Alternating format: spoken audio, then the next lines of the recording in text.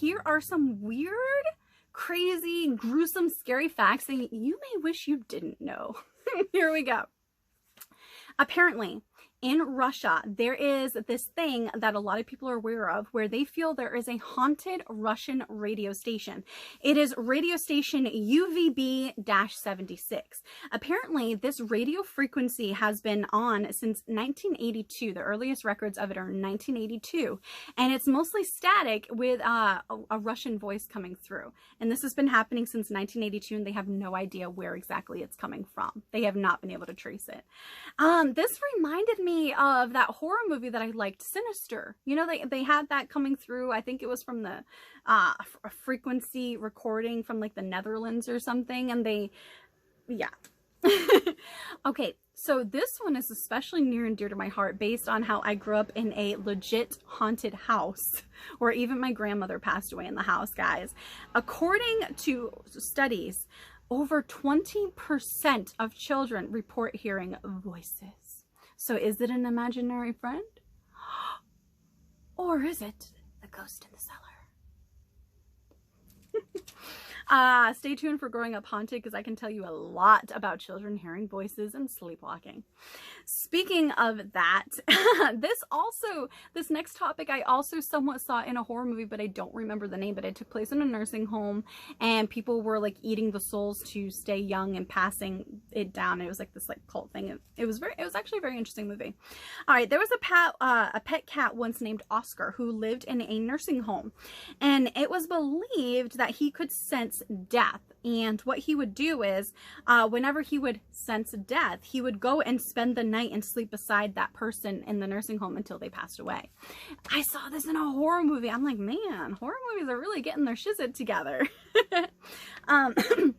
Apparently, over 1/3 of all murders in the US go unsolved. Now, this I can actually see because when I was a kid, I think I was in 6th grade, when there was a murder across the street and several houses down from my childhood home. And it took them all the way until the pandemic. I think in 2020 or 2021, they finally solved that. That was crazy. I think I even saw Mama Hendrix walk by the news, trying to figure out what was going on. This woman, had put her son on the school bus, and the next thing that people know, they found her at like the bottom of the staircase in her own blood. And for years, this went unsolved until legit the pandemic, when they got a thumbprint or some sort of fingerprint off of a conch shell that was in the house.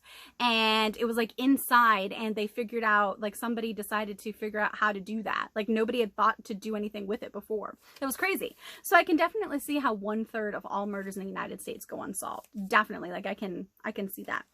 Okay, this brings new light into the movie Alfred Hitchcock's The Birds.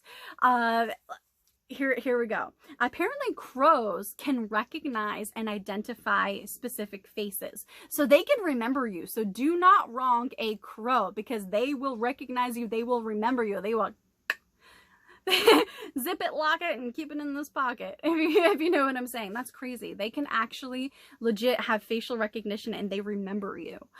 So do not wrong a crow, all right? That was crazy. Apparently, there was a legend surrounding the movie The Poltergeist, and they said that the production and cast and crew were cursed. And the reason why they felt this way was, number one, I mean, they used real skeletons. In that scene where she's like falling in the mud into that pit with all the rainwater and the mud and the skeletons floating up around her, I think it was supposed to be like an Indian burial ground.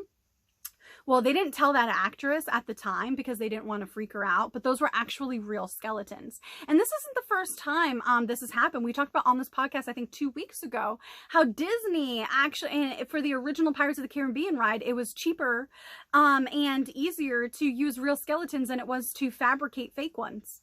So this is not the first time that Hollywood and, you know, pop culture have done this, you know, skeletons in plain sight, basically. Well, apparently 4 cast members died after like not long after filming Poltergeist. And the youngest one was 12. She had a bowel obstruction, but these were all like sequential and happened like boom, boom, boom, like one, like so soon after. So people definitely think that production was cursed. Not to mention the fact that they had to do an exorcism on the set of The Exorcist because so many things were going wrong and happening. Did you guys know that apparently there's a thing called homicidal sleepwalking? This is like legit a real thing. It's called homicidal, I'm going to try to say the second part correctly, somnambulism? Okay, SOMNAMBULISM. And apparently in 2005, a man named Jules Lowe was acquitted of murdering his father when they proved that he was actually sleepwalking when he did it. I don't know, that's a little suspect. But then again, I've actually seen people sleepwalk and have no memory of what they've said or done. Which we can also talk about on Growing Up Haunted. Like, the first punch I ever threw was in an instance like that. So that'll be a fun story. Did you guys know that 14 years before the sinking of the Titanic, there was a book called The Wreck of the Titan. So 14 years before the 1912 sinking of the Titanic. This is so creepy. It's almost like George Orwell's 1984, but the time frame was so much, you know, closer than what we thought.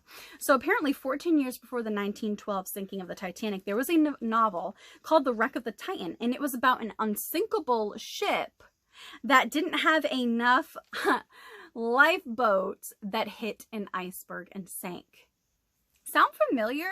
Like, how did this book come out for, like, talk about almost predicting, you know, the tragedy of the Titanic. That's insane. And I mean, calling it the wreck of the Titanic, like, I don't know. That's strange, is it not? I had no idea. How, so creepy. And okay, apparently until the 20th century, so until the 1900s, people believed that ingesting dead body parts of deceased people would provide cures and ailments to various things. And what they would do is, for example, this is one of the examples, there's many more. They would powder up a deceased person's skull and ingest that to try and cure headaches. Just people out here ingesting dead people organs. Like, what? I can't even make this stuff up.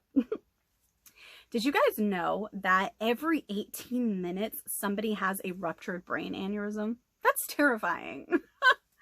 Apparently in 2007, a woman died after drinking more than a gallon of water in 3 hours. And get this, the reason why she did it was to win a Nintendo Wii. What kind of contest was that? Like who decided, oh, I'm going to drown myself from the inside out to win a Nintendo Wii? Like, what? That's like people falling off of cliffs during that Pokemon Go or whatever. Like, I just don't understand it. But hey, I guess it's not for me to understand. Anyway, I digress. Okay, and the last one. The average person, this is so creepy. It's going to make you like already everybody's looking over their shoulder and around themselves now everywhere they go. But this makes it even more intense in my opinion. So apparently the average person in their lifetime will have walked past 36, on average, 36 murderers. Like, what? The average person in their lifetime will have walked past 36 murderers. And that kind of makes sense considering the serial killer facts we've talked about the last 2 weeks.